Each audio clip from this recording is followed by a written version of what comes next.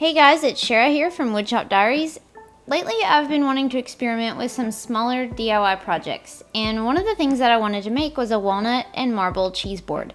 It's been on my to-do list for about a year, but as soon as I got this rigid 18-volt octane cordless angle grinder, I quit putting it off and finally just made it.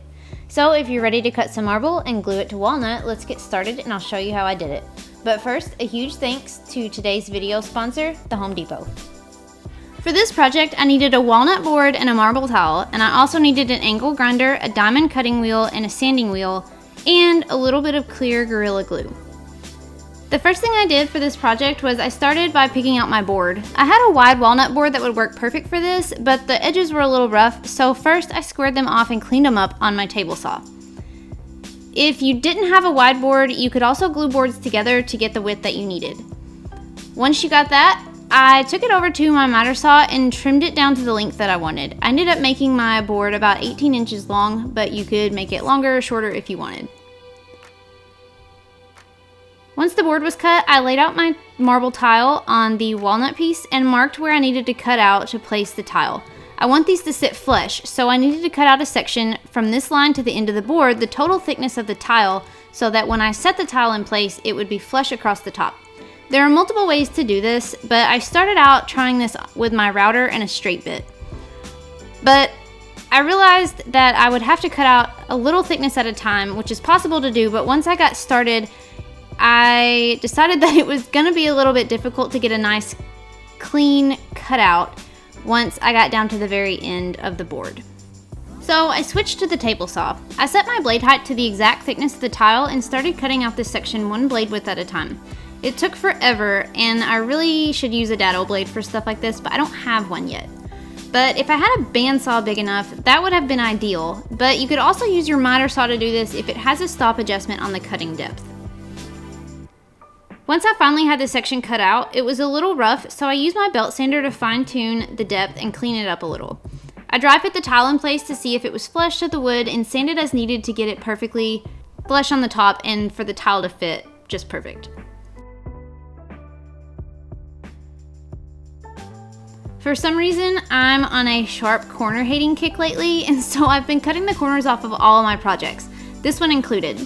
So I trimmed the corners off of the miter saw on the end where I will glue the tile before I actually glued it. It'll be a lot easier to cut it now than it will be later. Then I glue the tile in place using clear Gorilla Glue. If you plan to actually use this for food serving, make sure that whatever adhesive that you use for this is food safe. I just plan to use it for decoration, so I wasn't too concerned, but even if I do use it for food, you sand off all the glue squeeze out later, so I think that it's okay.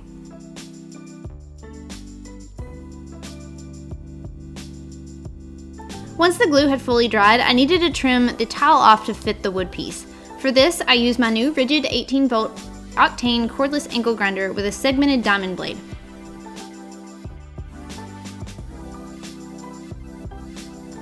It cut super easy, but one side chipped a little when it was cut, and I think that in hindsight it would have been better for me to cut that on the top side than from the bottom side. That probably would have helped prevent that chipping. But it wasn't too bad, and I was able to sand it down pretty smooth later. Once it was trimmed down to the size that I needed, I swapped wheels on the grinder to an 80 grit sanding wheel and sanded the edges smooth and flush to the walnut board.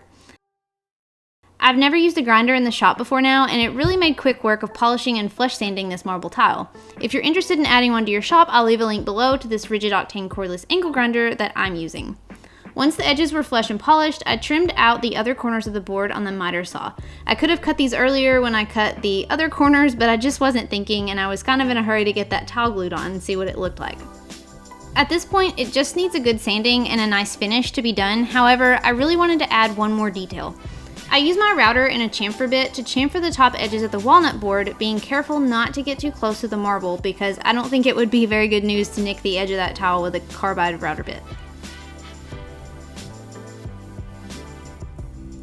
But since I couldn't use the router top chamfer on edges of the marble, I picked up my angle grinder again with the sanding wheel and sanded the corners to as close to a perfect chamfer I could to match the one on the wood.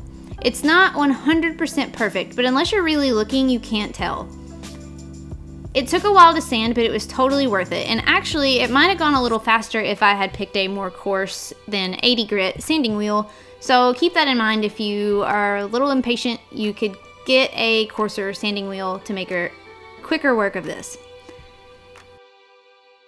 Once I had gotten the chamfer as good as I thought that I could, I gave the whole thing a final finish sanding with my orbital sander and applied some beeswax finish.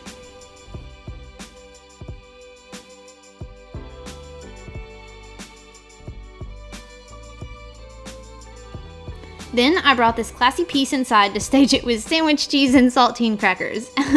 I didn't think about it until after the fact that my staging was kind of comical. You get the idea though, right? I mean, at least the grapes look kind of upscale maybe. Whatever, whether you use it for fancy cheese or cheap crackers, this is a really fun project and I'm sharing all the details and the step-by-step instructions over on my blog. You can check it out at the link in the description below, and if you want some more fun projects, be sure to subscribe to my channel and check out my other YouTube videos. So until next time, happy building and thank you for watching.